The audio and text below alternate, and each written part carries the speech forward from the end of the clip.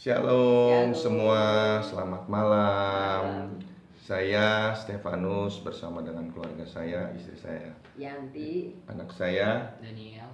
Malam hari ini kami mencoba untuk mengisi satu program dari BPK dengan judul BPK with Love, dengan sharing pengalaman maupun firman Tuhan yang saya alami dalam hidup saya.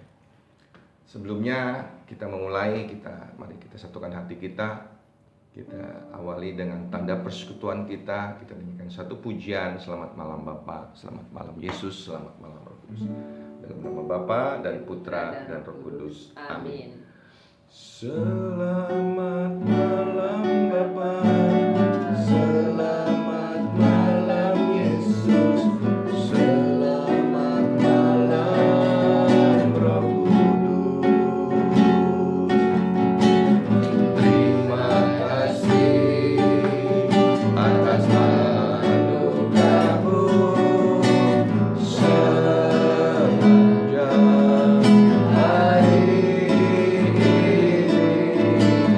Ku memuji,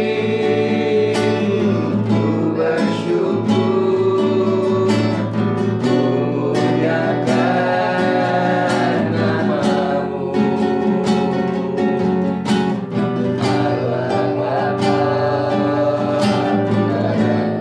Kudus, terima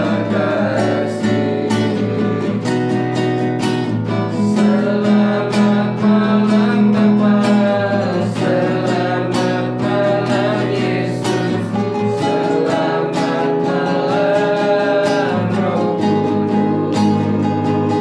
Selamat malam Bapa, selamat malam Yesus, selamat malam Roh Kudus. Terima kasih atas anugerah-Mu sepanjang hari ini. Ku memuji, ku bersyukur, ku muliakan nama-Mu.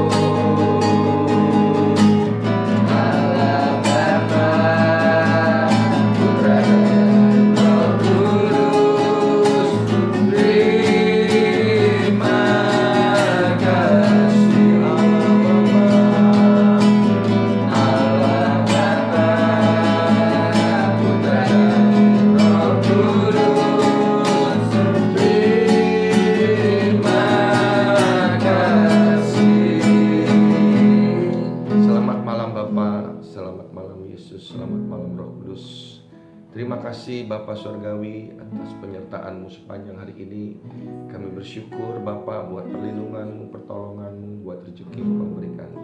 Malam hari ini Bapa, biarlah oleh anugerah-Mu kami boleh membagikan, sharing pengalaman hidup kami dengan firman-firman Tuhan yang berlaku, yang terjadi dalam hidup kami, yang kami alami dalam kehidupan ini. Terima kasih Bapa, biar Roh Kudus-Mu membantu kami, Roh Kudus-Mu juga bekerja buat setiap mereka yang mendengarkan sharing atau firman ini Tuhan. Terima kasih Bapa, biar segala pujian, hormat, kemuliaan hanya bagi-Mu selama-lamanya. Kemuliaan kepada Allah Bapa, Putra dan Roh Kudus, seperti pada permulaan sekarang, selalu dan dan sepanjang segala abad. Amin. Amin. Dalam nama Bapa, Putra dan Roh Kudus. Amin. Bapak Ibu Saudara kasih Tuhan, saya mau membagikan firman Tuhan pada malam hari ini sesuai dengan apa yang saya alami dari kehidupan saya sepanjang tahun 2020 ini. Kita tahu tahun 2020 ini bukanlah suatu tahun yang baik, tahun yang mudah, tapi banyak tantangan. Belum lama ini kita masih ada dalam masa PSBB dengan segala macam peraturannya, sehingga mencegah orang untuk berkumpul, untuk beribadah, atau apapun juga, bahkan keluar rumah pun takut. Tapi saya mau bagikan sharing firman Tuhan pada malam hari ini, biar semua yang saya bagikan ini jadi kekuatan buat kita semua, bahwa Allah kita adalah Allah yang dahsyat, Allah kita adalah Allah yang ajaib, Allah yang tidak pernah membiarkan anak-anaknya dan mengalami kesulitan. Asal kita mau dekat pada Dia, datang dan minta pertolongan pada Dia. Firman Tuhan malam hari ini saya mau bagikan adalah Filipi 4 ayat 6 dan 7, di mana dikatakan, janganlah hendaknya kamu khawatir akan apapun juga, tapi nyatakanlah keinginanmu di dalam doa dan permohonan kepada Allah dengan ucapan syukur. Amin. Maka damai sejahtera Allah yang melampaui segala akal akan memenuhi hati dan pikiranmu di dalam Kristus Yesus Tuhan. Amin. Mudah gak kita, janganlah kita khawatir akan apapun juga. Tapi Paulus sendiri mengatakan janganlah hendaknya kamu khawatir. Jadi pasti masih ada kekhawatiran dalam hidup kita, tapi Tuhan mau kita tidak khawatir dalam kehidupan ini karena kita punya Allah yang luar biasa.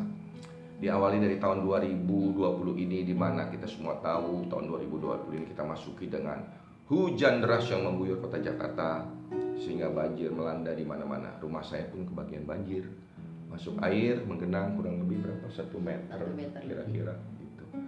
Saya mengungsikan barang-barang juga.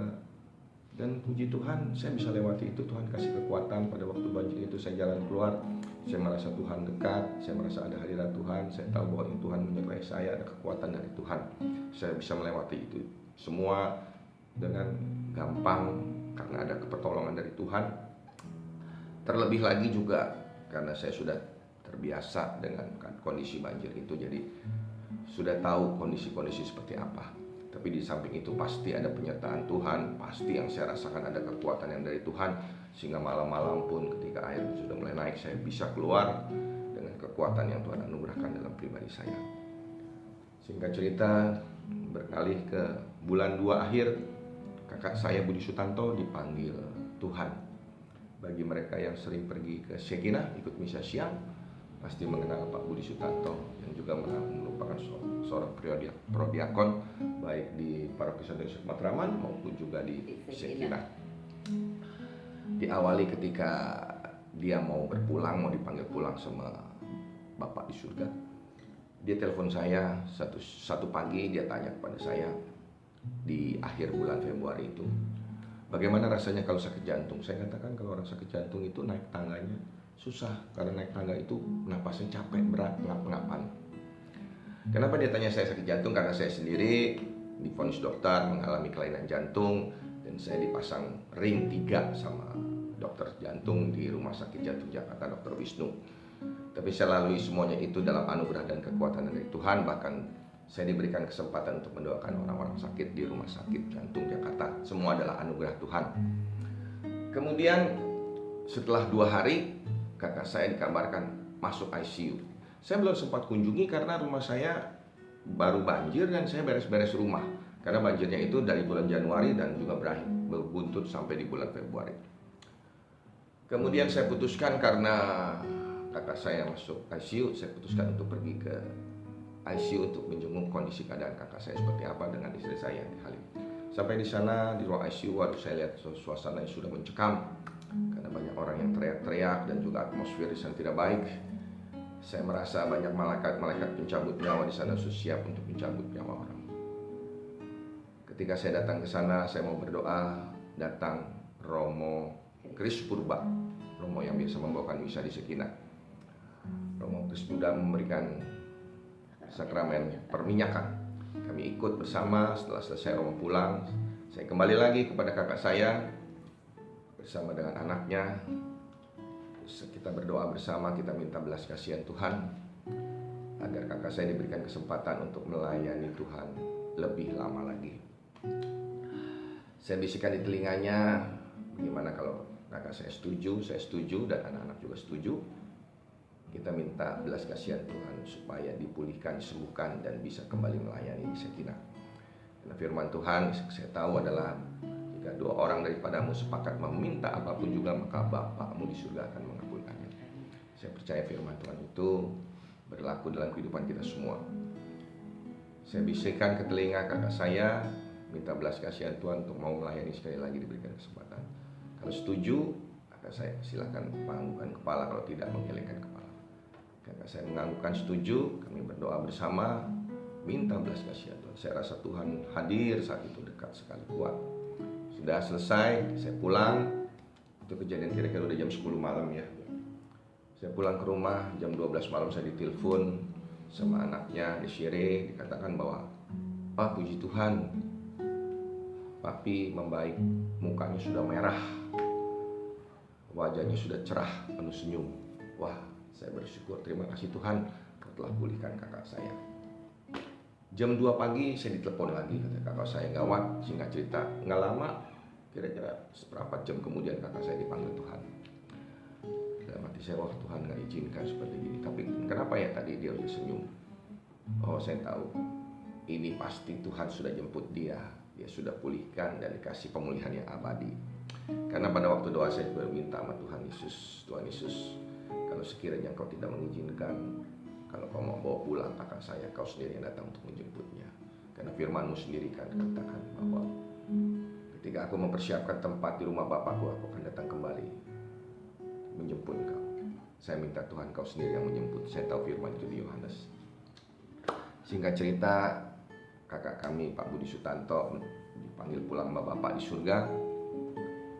Kami dengan keluarga besar kami, kakak Budi disemayamkan di Rumah Sakit Gatot Subroto. Pada saat-saat seperti itu, saya mengalami berita lagi yang tidak mengenakan, yaitu mengenai bidang finansial, di mana keuangan kami mengalami pukulan yang cukup berarti, karena asuransi di mana biasa kami mengandalkan untuk biaya hidup maupun masa tua kami mengalami problem dalam keuangan. Terimbas karena urusan Jiwasraya. Saya tidak ikut masuk ke Jiwasraya, tapi asuransi yang lain, tapi itu kena imbasnya.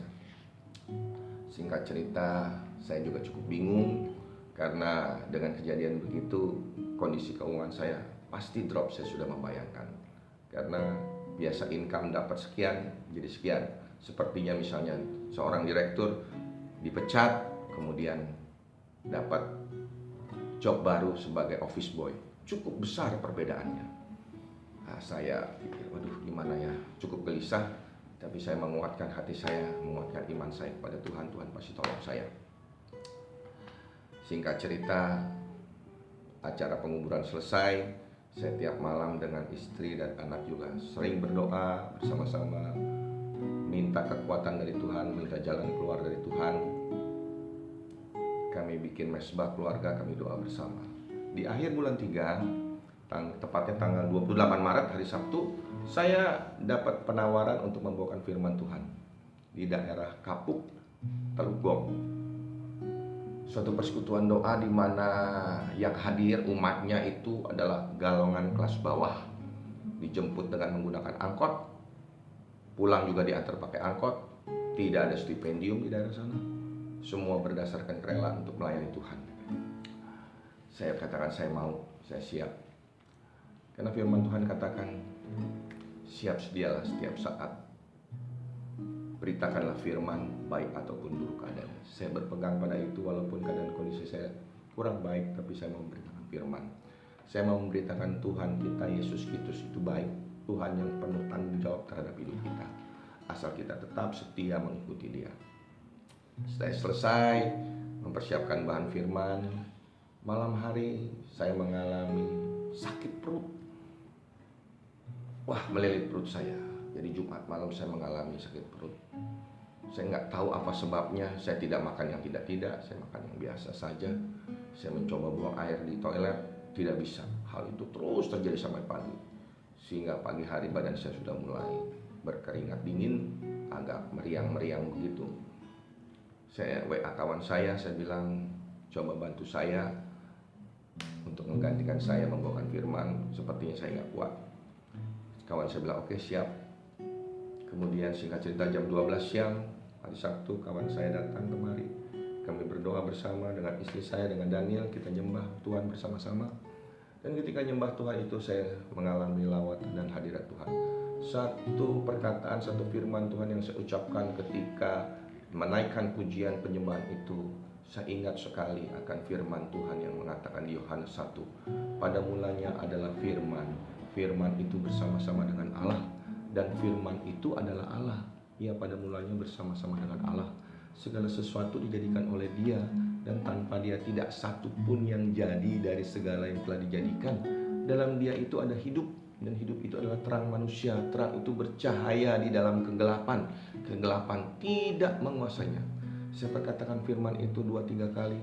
Kemudian saya merasakan Tuhan menjamah saya, melawan saya dengan sangat kuat. Saya teriak karena disentuh sama Tuhan begitu kuat. Tuhan Yesus, saya teriak gitu kan. Nah, badan saya keluar keringat, saya ngerasa ada kekuatan baru. Selesai saya berdoa, saya minta perlindungan Tuhan, pelayanan malaikat untuk pergi ke tempat sana. Selesai berdoa, kawan saya bilang, tadi Tuhan Yesus datang. Tuhan bilang, saya harus tetap memberitakan firman Tuhan. Saya kata, oke, siap. Saya tahu karena Tuhan sudah melawat saya. Ini Tuhan tugaskan kepada saya untuk memberitakan firman di daerah Teluk Bong itu. Singkat cerita, saya memberitakan firman dengan kuat, dengan berani, tanpa halangan, seolah-olah sakit yang semalam, demam yang semalam hilang begitu saja. Dan ada kekuatan yang baru, roh Tuhan yang bekerja dalam diri saya. Sampai kira-kira saya beritakan itu lebih dari 2 jam. Kalau nggak di stop, nggak berhenti saya. Itulah kehebatan Tuhan kita.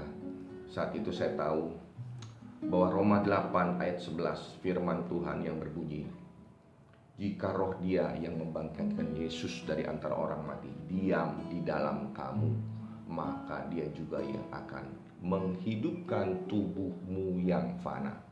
Bicara menghidupkan tubuhmu yang fana bukan berarti menghidupkan tubuh kita di akhir zaman, tapi memulihkan tubuh kita yang rapuh. Jadi jika ada roh Allah diam di dalam kita, roh Allah turun masuk dalam hidup kita, maka segala kekurangan, kelemahan tubuh kita dipulihkan oleh Tuhan, direstorasi oleh Tuhan.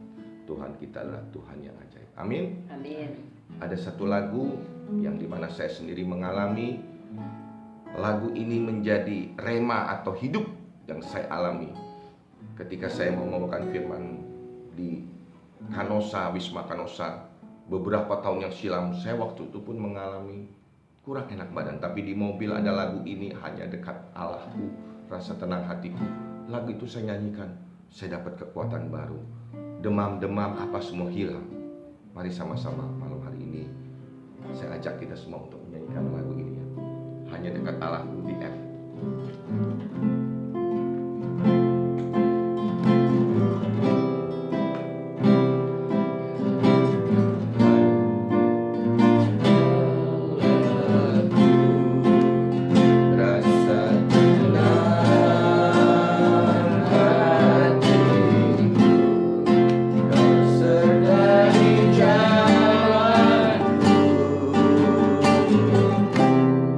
Sepanjang hidupku